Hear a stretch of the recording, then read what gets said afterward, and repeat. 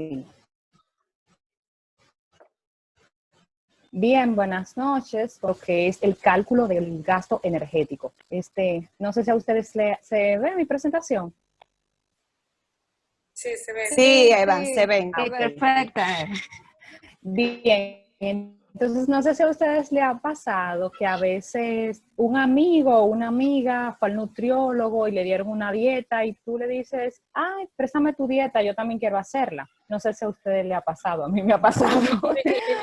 Bien, Pienso que a todos. entonces estamos en un grave error. ¿Por qué?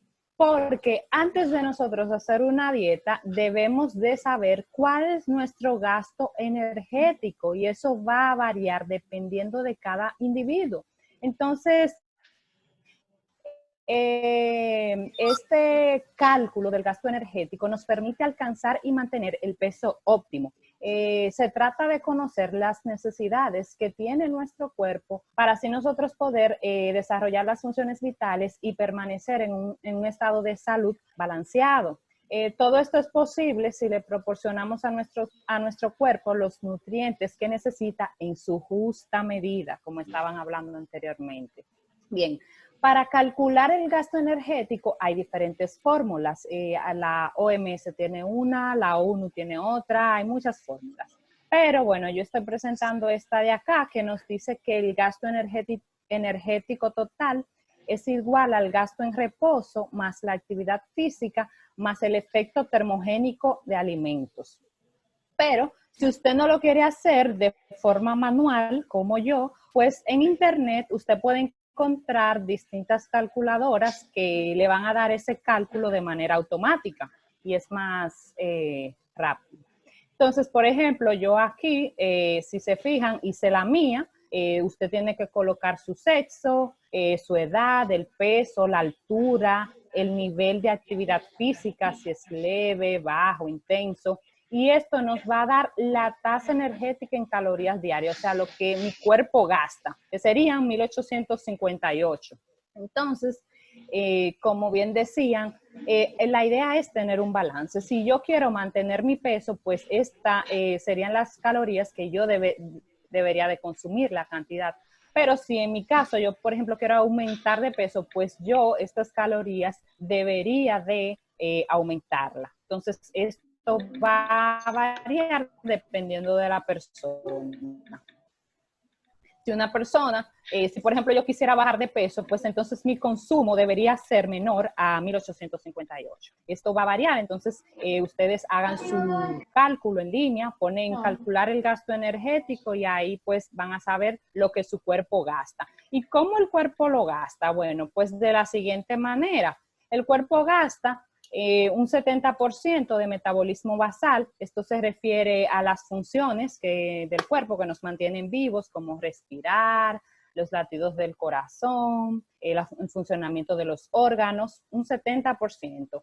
En cuanto a la termogénesis de los alimentos, el naranja, el cuerpo utiliza un 10%. Esto tiene que ver con la absorción de los alimentos, de los nutrientes, y demás. Y tenemos un 30% que se gasta en actividad física, o sea, caminarnos, movernos, levantarnos y demás. Bien, entonces aquí tenemos un cuadro comparativo del cálculo de gasto energético de una mujer de 50 kilos, que son más o menos... Positiva anterior para tomarle una foto y excusa. Ah, sí, ok. La puedo mandar al grupo luego también, para que todos la tengan. Por favor, Eva, muy interesante. Sí, por favor, Eva, que está muy interesante. Pero muy... Así mandan. Sí, la mandaré. Bien, entonces, aquí tenemos un cuadro comparativo del gasto energético de una mujer de 50 kilos. 50 kilos son como 110, 115, por ahí libras, me parece. Y otra de 100 kilogramos, o sea, 50 kilogramos y 100 kilogramos. La mujer de 50 kilogramos gasta un total de 1.896 calorías. La mujer de 100 kilogramos gasta 2.208 calorías. Y si ustedes hacen una comparación, casi gastan igual. Y la diferencia de peso es mucha. Solamente son como 300 calorías la diferencia. Y se preguntarán ustedes a qué se debe esto. Pues esto se debe a que como la persona está en un estado de sobrepeso u obesa, entonces al no tener mucha actividad física, pues no necesita gastar tanta energía. Entonces su gasto energético es menor. Que son obesas o tienen sobrepeso, pues dicen, yo como poco, pero yo aún así, yo sigo subiendo de peso. ¿Y por qué sucede esto? Bueno, lo que pasa es que cuando se llega ya a tal extremo de peso, el cuerpo pues va perdiendo unos mecanismos que tiene de manera biológica que hacen que el cuerpo pues se mantenga en un peso estable. Pero al tener sobrepeso, pues esto se pierde y la persona, a pesar de comer poco, pues sigue subiendo de peso, porque su actividad física es muy reducida. O sea, sabemos que cuando una persona ya tiene sobrepeso, se le dificulta caminar, entonces prefieren coger un carro, aunque quede cerca, sus actividades de ocio no tienen mucho movimiento físico, y todo eso hace pues que traiga muchas consecuencias a la persona que esté en ese sobrepeso, como situaciones con sus articulaciones, en la rodilla, en la columna, apnea del sueño, entre muchas otras de las consecuencias que ya sabemos. ¿Y qué pasa? Bueno, este sobrepeso hace que las personas digan, bueno, pues déjame yo hacer una dieta, porque imagínense, en la sociedad hay una presión social a las personas que son gorditas, obesas, y las personas se entran en una dieta y explicado en el libro que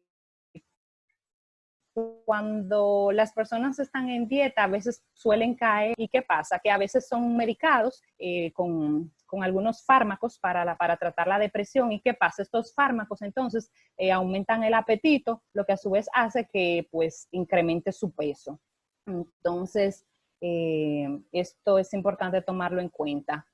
Aquí vemos la actividad física, cómo se divide: no muy activo o leve, medianamente activo, ligero, activo o moderado y muy activo. O sea, estas son las actividades que una persona hace dependiendo de su trabajo. Una persona, por ejemplo, no muy activa sería una persona que trabaje sentada, una secretaria, qué sé yo, un abogado.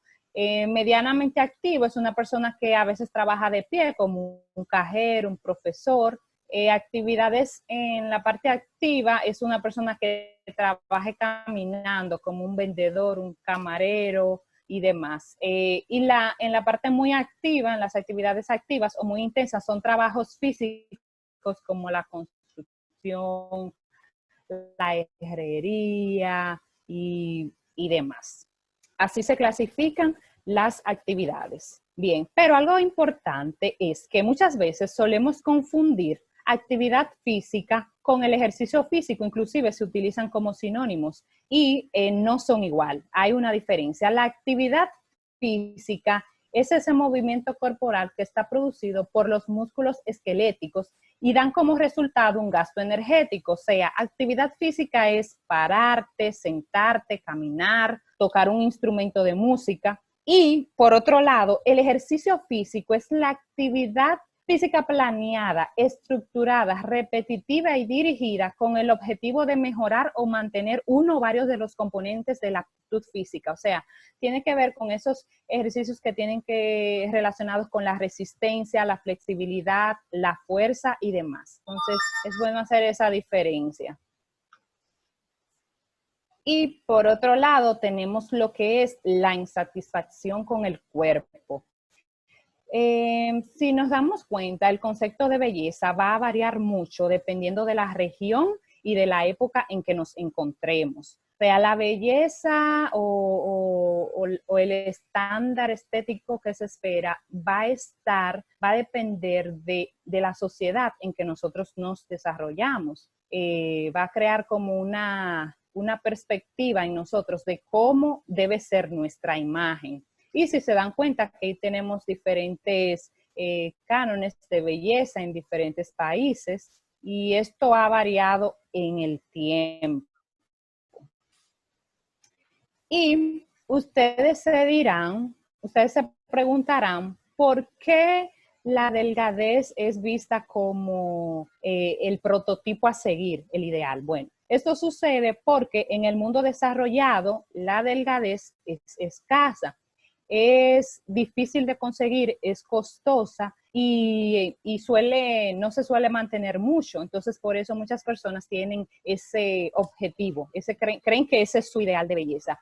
Pero si nos damos cuenta, en otros momentos históricos donde ha predominado la escasez de alimentos, la belleza y el poder está asociado a la obesidad. O sea que esto ha variado dependiendo de la época y el contexto histórico en el cual nos hemos ido desarrollando. Pero ¿qué causa la insatisfacción con el cuerpo? Bueno, ustedes saben que estamos siendo bombardeados por publicidad en revistas, televisión, en las redes sociales, por mujeres que se ven con un buen cuerpo, quizás delgadas, con una cintura estrecha, sin ninguna imperfección. Pero ¿qué pasa? No nos damos cuenta que muchas de esos patrones que quizás queremos seguir, pues no son ciertos, no son reales, son creados con Photoshop, con cirugía y demás. Entonces, este